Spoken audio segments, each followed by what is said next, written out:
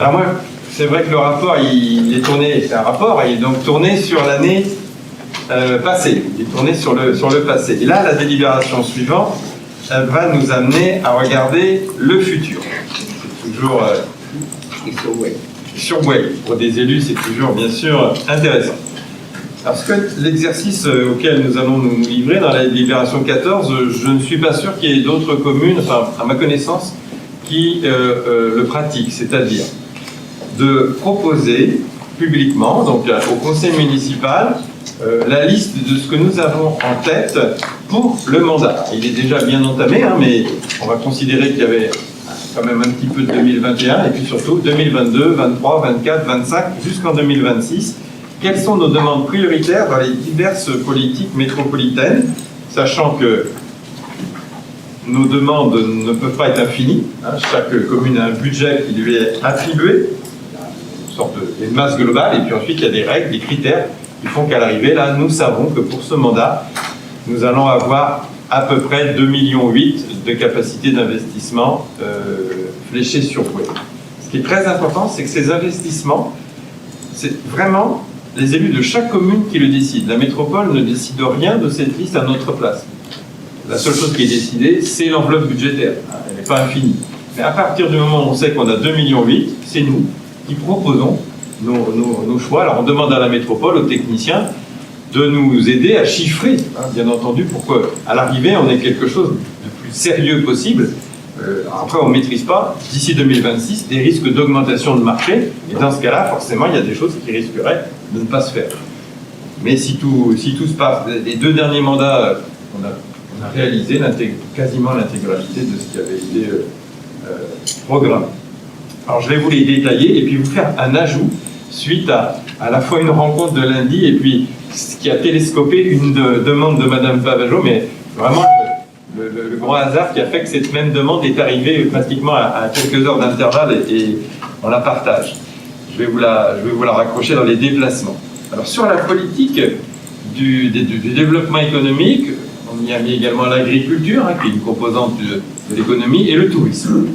Eh bien, nous souhaitons pouvoir optimiser, c'est-à-dire mieux utiliser l'espace au parc d'activités des Coteaux de banlieue. Il y a des espaces qui pourraient encore servir à l'intérieur, donc l'optimisation, et aussi quand même son extension, parce qu'aujourd'hui, il reste 2 grands terrains à commercialiser, mais une fois qu'ils seront commercialisés, il l'était au moment du Covid, il l'était juste avant le Covid, et puis le Covid a fait que les prospects qui s'étaient intéressés, leur projet n'ont pas donné suite, puisqu'ils ont dû revoir leur modèle économique avec les pertes du Covid. Mais à un moment, ces 2 terrains seront vendus. Et donc, si on veut accueillir, il faut continuer d'accueillir de l'emploi à Way, il nous faut étendre le parc d'activités. Donc, nous avons des terrains qui sont donnés en 2 AU, qui sont de chaque côté du parc. Donc, nous allons demander à la métropole, et on l'a déjà fait d'ailleurs, de pouvoir étudier comment on peut ouvrir au moins un de ces terrains pour accueillir plus d'entreprises. Nous souhaitons soutenir que la métropole nous aide à la reprise de terres en friche et à l'installation d'agriculteurs, en particulier dans le domaine de la mévulière. Il y a en ce moment un groupe de travail avec la métropole et la chambre d'agriculture, et j'espère bien que nous arriverons à installer de façon pérenne un agriculteur à la mévulière. Et puis, 3e aspect, bien, on l'évoquait tout à l'heure dans le cadre des compétences de la métropole, la reconnaissance du parc de la Mévulière comme lieu de tourisme de proximité. Nous étions cet après-midi en réunion avec Madame Rattez pour la mise en tourisme autour du lac de Grandlieu, et on évoquait ça avec les services de la métropole. Et je pense que nous avons un dossier à préparer et qui peut nous aider à avoir quelques subsides.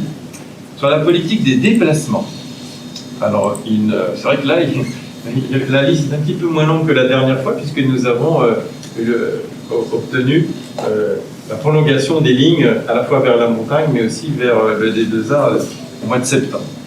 Donc nous souhaitons maintenir la recherche de convergence. Ça, on l'avait déjà mis la dernière fois et ça n'a pas été réalisé, parce que c'est compliqué. La recherche de convergence des dessertes TER et des politiques tarifaires avec la gare voisine extra-métropolitaine. Qu'est-ce qu'on veut dire derrière ça?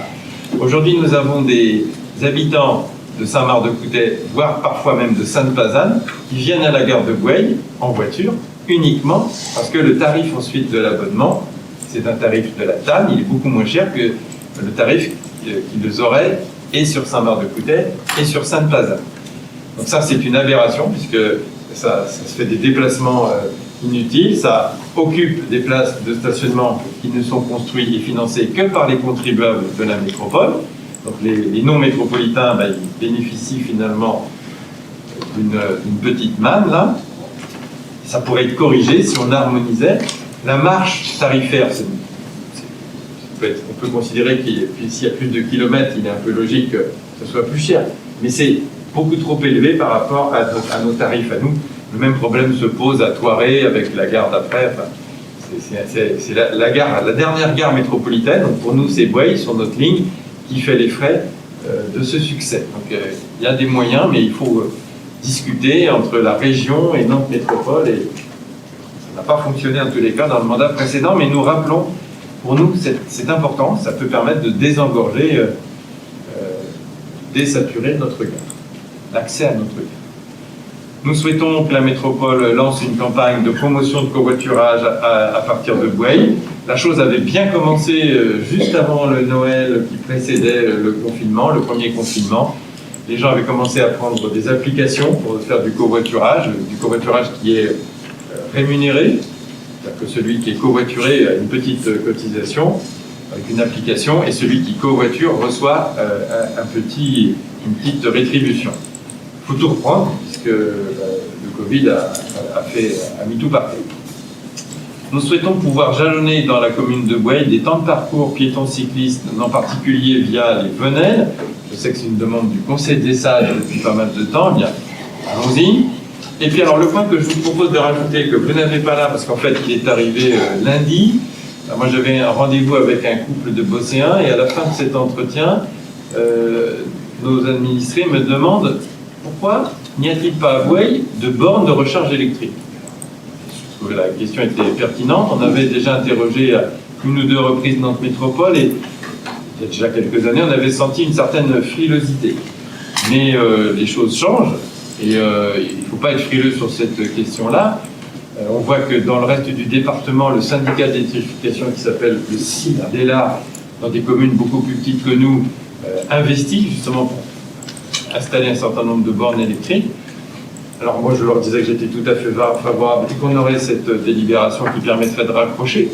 Et lundi matin, en ouvrant mon ordinateur, Mme Pavageau me faisait la même suggestion. Donc j'ai répondu que, bien évidemment, le Conseil, il est souverain et on peut rajouter ça. Donc, je vous propose de rajouter au niveau du chapitre déplacement, donc une petite phrase qui serait création de bornes électriques pour permettre la recharge de véhicules électriques. Création de bornes électriques pour permettre la recharge de véhicules électriques parce qu'il n'y en a pas aujourd'hui à Boueil. J'ai oublié la dernière phrase que vous aviez, vous, excusez-moi. C'est une demande là, qui avait émergé des cyclistes, c'est l'augmentation des stationnements vélos sécurisés à la gare.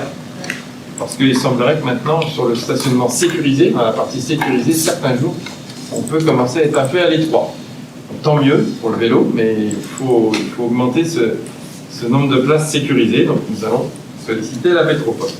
La voirie, la voirie c'est le gros du morceau et puis c'est aussi le gros du budget. Alors qu'avons-nous imagine, alors c'est souvent lié à des demandes qui peuvent des fois être un peu anciennes d'un certain nombre de nos concitoyens. L'apaisement de la vitesse route de Paimbœuf. Alors, pas auprès de l'épine verte, on va dire que ça a été traité au niveau... Ah non, excusez-moi. Apaisement, vitesse, route de Paimbœuf, c'est ça qui a été fait effectivement et qui a été achevé en fin 21. Les derniers travaux ont été faits en début de l'année 21. Donc ça, on peut considérer que c'est fait. L'apaisement de la vitesse Maison-Poitard, c'est toujours sur la route de Paimbœuf, au niveau de la Maison-Poitard, dans ce virage quand on vient de Nantes, il y a une demande des habitants, il faut faire quelque chose, donc nous sollicitons la métropole officiellement pour pouvoir engager des travaux. L'avenue de Plaisance, nous l'avions fléchée déjà à la fin du mandat précédent, on nous avait demandé 2 projets prioritaires.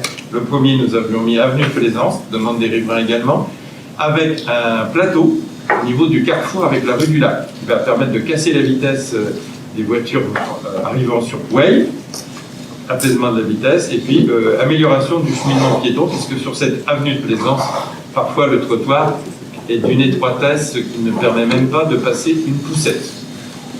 Donc là, il y a des choses à améliorer. Toujours sur la rue du Lac, la sécurisation du passage à niveau rue du Lac, parce que ce passage à niveau, pour aller à la Maison du Lac, et il y a tant nombre de Bosséens qui profitent des fois des vacances, du week-end, pour aller à la Maison du Lac, ou aller se promener sur le sentier. S'ils y vont à pied, si vous y allez à pied, vous vous retrouverez coincé au moment du passage à niveau dans le flux automobile. Il n'y a pas de surlargeur, ni pour les piétons, ni pour les cyclistes. Il faut agrandir le passage à niveau. Ce n'est bien entendu pas nous qui pourrons le faire, ni Nantes Métropole, c'est la SNCF. La SNCF a donné son accord de principe. C'est la SNCF qui fait les études, définit les travaux et qui suit les travaux, qui les mandate. Après, elle demande à la métropole de faire le chèque. Et c'est du financement, bien sûr, 100% Nantes Métropole. Ça nous paraît important en termes de sécurité et de liaison mode doux vers la Maison du Lac. La rue de la Gare, c'était la deuxième priorité que nous avions vue en fin de mandat, puisqu'une grande partie de la rue de la Gare a été traitée depuis la place du marché, mais nous nous sommes arrêtés à l'endroit où un projet, au niveau du parking relais, et au niveau où un projet immobilier va pouvoir se faire. Donc, il faut repartir de l'impasse des Judelles pour aller jusqu'au passage à niveau, jusqu'à la rue des Deux Châteaux, pour travailler la question du cheminement piéton, cycliste, l'apaisement de la vitesse, avec un petit rond-point au niveau de l'impasse des Judelles, et la création d'un quai-bus déporté. Alors, pourquoi un quai-bus déporté? Parce qu'aujourd'hui, il y a beaucoup plus de bus qui passent maintenant depuis le mois de septembre, plus le car scolaire. Eh bien, aujourd'hui, ils s'arrêtent sur la voie, il n'y a pas d'espace déporté, et en s'arrêtant sur la voie, ça bloque énormément et ça fait des remontées de fil aux heures, à partir de 4h30, 5h, aux heures où arrivent les premiers trains. Donc il faut essayer de régler ce problème-là. Il y a eu une acquisition foncière qui a été faite et qui va permettre de pouvoir déporter ce quai de bus. Place de l'Édile Nantes, eh bien, c'est en lien avec le nouveau groupe scolaire. Il y a un enjeu pour que les cheminements piétons et cyclistes soient une évidence. C'est-à-dire lorsqu'on vient du quartier des Ormeaux pour aller vers cette école, il ne faut pas se retrouver au milieu des voitures, au milieu du parking, il faut avoir des cheminements vraiment évidents pour les enfants et les familles. Donc il y a une reprise de la place, ce ne sera pas une reprise complète, hein, c'est une adaptation, si on veut, pour faire apparaître ces cheminements. Rue Schumann, c'est la rue qui démarre depuis le rond-point de l'Europe et qui va vers la route de Paimboeuf, qui passe le long du terrain d'accueil des gens du voyage. Nous avions fait dans le mandat précédent avec Nantes Métropole un début d'aménagement cyclable. Il s'agit de le poursuivre.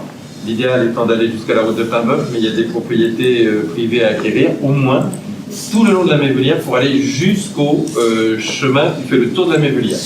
On voit sur cette rue Schumann des gens qui font du jogging et qui, au moment où s'arrête notre aménagement, se retrouvent sur une chaussée qui est à la fois étroite, sinueuse. Donc, il serait quand même beaucoup plus sûr de décaler notre clôture et que ça, on peut le faire, et qu'ensuite la métropole puisse faire cet aménagement, cette continuité cyclable et piétonne.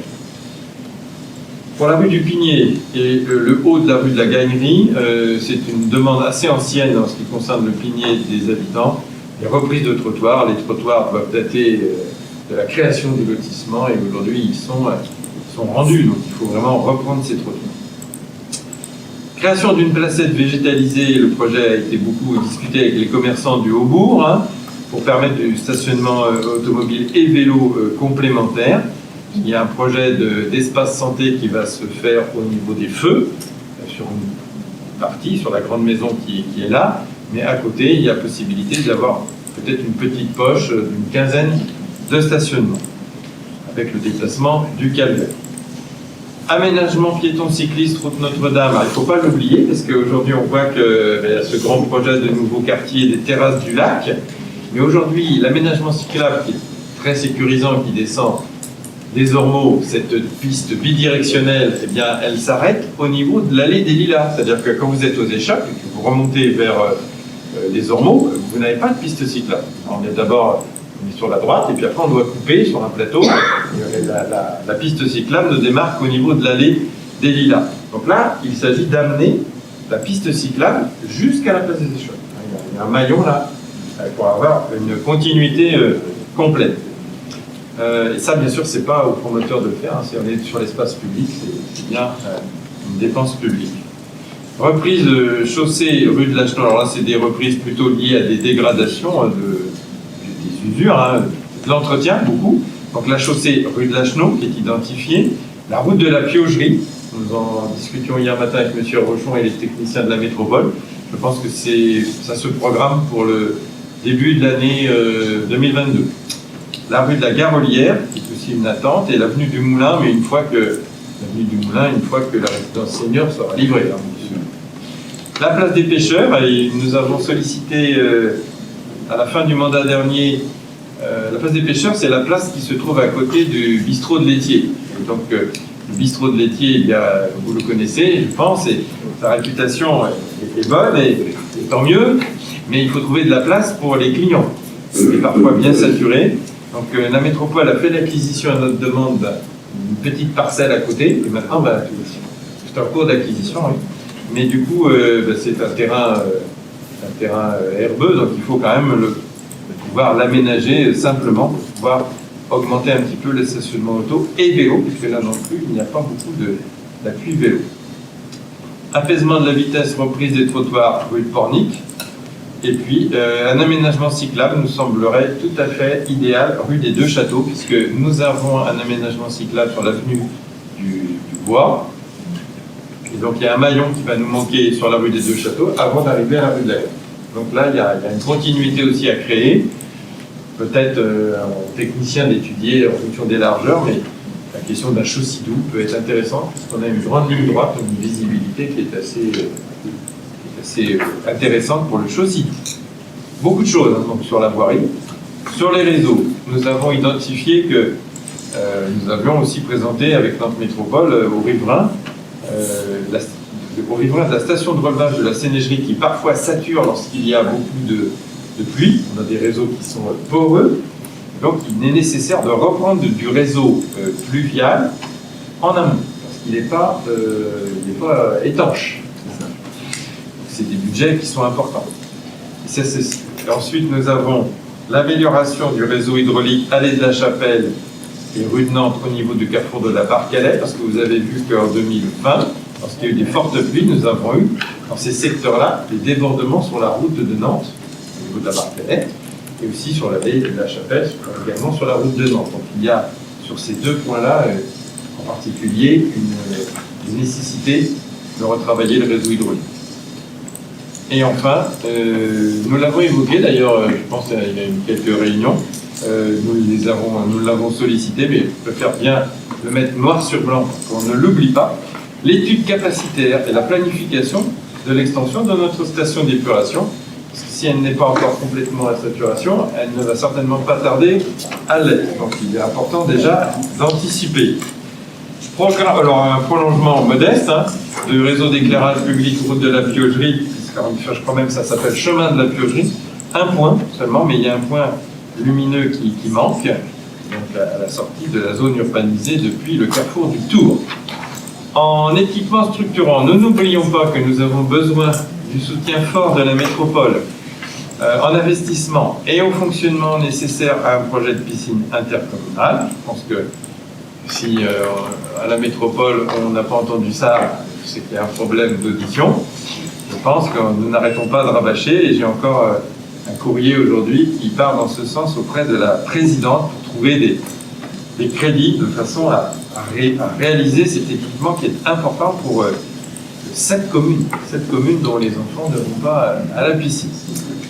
La gestion des déchets, bien aujourd'hui il y a maintenant une augmentation de la capacité de tri. Nous avons à la métropole des chaînes de tri plus performantes qu'elles n'avaient il y a quelques années, mais le message n'est pas... On avait fait, je me rappelle, un bulletin au mois de janvier, parce que c'est au mois de janvier qu'il y a eu cette évolution. Il faut répéter, parce que ce sont des habitudes, des changements à prendre. Je crois qu'on a besoin de campagnes de sensibilisation. Voilà, j'étais un petit peu long, mais je voulais vraiment vous détailler ce qu'on avait en tête. On l'a exprimé en commission.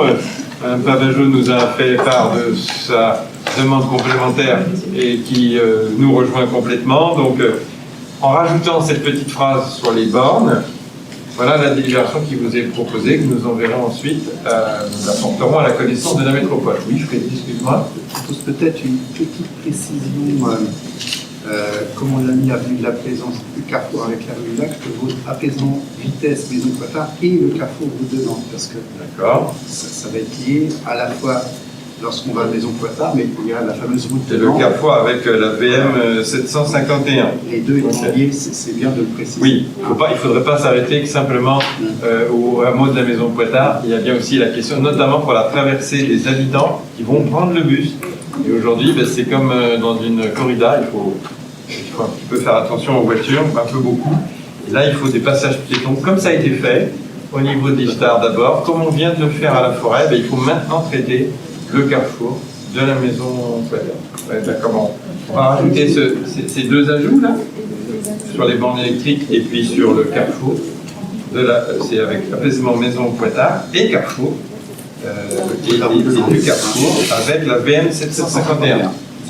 Avec ces deux observations, bien, y a-t-il des interventions tout d'abord? Oui, Madame Canac. Vous dites que c'est 2,8 millions qui sont fléchés par la ville de Gouaille, c'est ça? Qui sont fléchés de la métropole pour être dépensés sur le territoire de Gouaille. Comme il convient à la municipalité. Pardon? Comme il convient à la municipalité. C'est-à-dire? Moi, ce qui me conviendrait, c'est 4 ou 5 ou 6 millions. D'accord. Ma question, c'est de dire, là, il y a beaucoup de choses, finalement, dont des choses qui coûtent, à mon avis, assez cher. Et du coup, la question que je me pose, c'est que comme il y a une liste assez longue, la métropole donne 2,8 millions, et ensuite, comment elles sont hiérarchisées, ces demandes? Alors, ça sera nous. Si jamais il devait y avoir un choix, c'est nous qui allons l'assumer. S'il faut amputer quelque chose, c'est nous qui assumerons le choix. Mais 2,8 millions, c'est vraiment, pour être complet, parce que c'est un peu compliqué les divers budgets, les diverses lignes budgétaires de la métropole, c'est vraiment sur la partie voirie. Il y a beaucoup d'autres choses qui sont dans des budgets centraux, en particulier ce qui a trait à l'eau, c'est des budgets centraux. Les déplacements, c'est bien sûr des budgets centraux également. Et bien sûr, s'il y en avait une aide pour la piscine, ce serait aussi un autre budget. Ce ne serait pas dans les 2,8 millions. Les 2,8 millions, c'est vraiment la partie voirie. D'accord. Je ne pense pas dire de... Et encore... C'est ma question. Voilà. Oui, parce que ça peut faire beaucoup comme ça. Mais j'aurais dû vous préciser que les 2,8 millions, c'est vraiment la voie. D'accord, merci. Donc nous, on a regardé un petit peu avec les techniciens. Il y a eu plusieurs réunions quand même pour voir... Le but n'est pas de faire... une liste comme ça qui serait infondée. Donc on a vu, on a travaillé, parce qu'on avait plus d'idées que ça. Très honnêtement, il y a bien d'autres choses qu'on pourrait faire, mais il faut s'adapter bien sûr à la capacité budgétaire. On pense qu'on va pouvoir arriver à passer tout ça. Après, ce qui est compliqué, mais c'est la même chose qu'à la commune, c'est bien d'avoir 2,8 millions, mais il faut avoir des techniciens, des chefs de projet. Parce que si vous en manquez un pour diverses raisons, parce que comme à la mairie, il peut y avoir des arrêts, des absences, ou des fois des départs en retraite qui tardent à être remplacés. On voit ça des fois, nous, à la métropole. Et bien pendant ce temps-là, vos dossiers, ils sont en plan. Et vous pouvez arriver à la fin du mandat avec un taux de réalisation qui ne nous satisferait pas. Bon, pour l'instant, les 2 mandats précédents, nous avons eu un assez bon taux de réalisation, mais il faut être vigilant. Avec le Covid, on a une année de moins. L'année du Covid, forcément, a été une année quasi blanche. Voilà. Avec cette question, écoutez, je mets aux voix, s'il n'y a pas d'autres questions. Qui s'abstient? Qui vote contre? Adopté à l'unanimité. Je vous remercie et on va le souligner que c'est adopté à l'unanimité parce que ça nous donne un peu de force aussi dans les discussions. Parfois, il faut quand même, malgré que nous ayons 2,8 millions, il faut défendre son bout de gras en permanence.